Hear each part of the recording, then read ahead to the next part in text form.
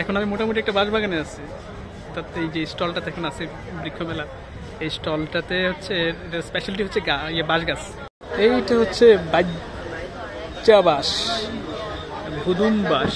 আমি জীবনে ওই ধরনের বাঁশের নাম শুনি নাই, এখানে এসে নামগুলো শুনি। তেতুয়া বাঁশ, এই যে এটা তেতুয়া বাঁশ। এইটা হচ্ছে আমাদের গ্রাম দেশের সবচেয়ে বিখ্যাত বাঁশ, এটা কমন আর কি, কমন একটা যে বাঁশ গ্রামাঞ্চলে পাওয়া যায় এটা হচ্ছে বরাক বাঁশ।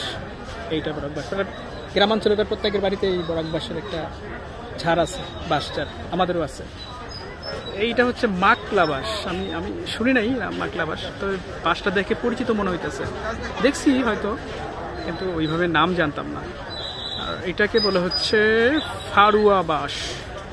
ফারুয়া বাঁশ, পাতাগুলো বেশ চিকন। ফারুয়া বাঁশ, করজবা বাঁশ,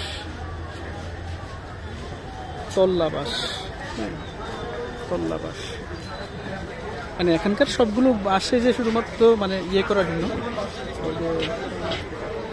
কাজে লাগে এরকম না, মানে কিছু বাঁশ এখানে আছে যেগুলো হচ্ছে বাড়ির সৌন্দর্য বাড়ায়, মানে সৌন্দর্যের জন্য লাগানো হয় জাস্ট।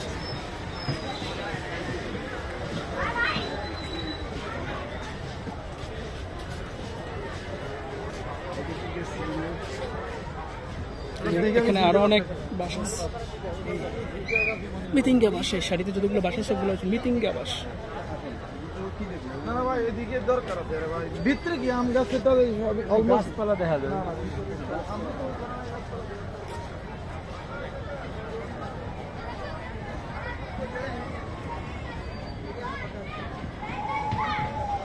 এই যে পুরাই একটা বাঁশ বাগান, পুরাই একটা বাঁশ বাগান।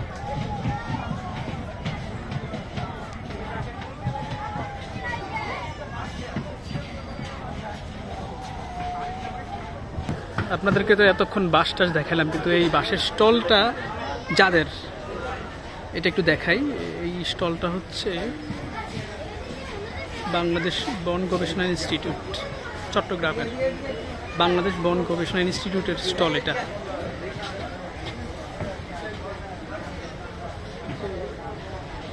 বিক্রয়ের জন্য নয়, এই বাঁশটা বিক্রয়ের জন্য নয়, মানে বিক্রি করবে না। এখানে কিছু কিছু বাঁশ আছে যেগুলো হচ্ছে তারা বিক্রি করে, আবার কিছু কিছু বাঁশ যা হচ্ছে প্রদর্শনের জন্য রেখে দিচ্ছে। এই বাঁশটাও বিক্রির জন্য না, মানে বিক্রি করবে না। এই যে এই বাঁশটা, এই যে